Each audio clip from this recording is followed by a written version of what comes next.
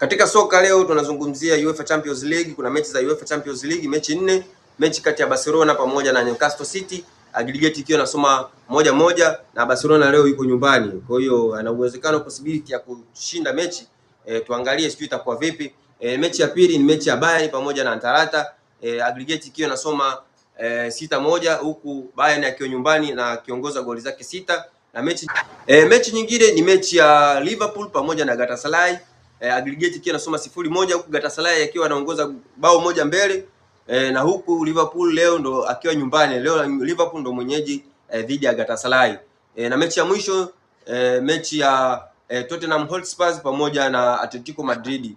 Atletico Madrid akiongoza mechi, aggregate ikiwa nasoma 2-5 huku Atletico Madrid akiwa na goli 5 huku Tottenham akiwa nyumbani akiwa na goli 2. Sasa sijui kama Tottenham anaweza akafanya comeback ya hizo goli 3, kwa sababu mechi ni aggregate 2-5.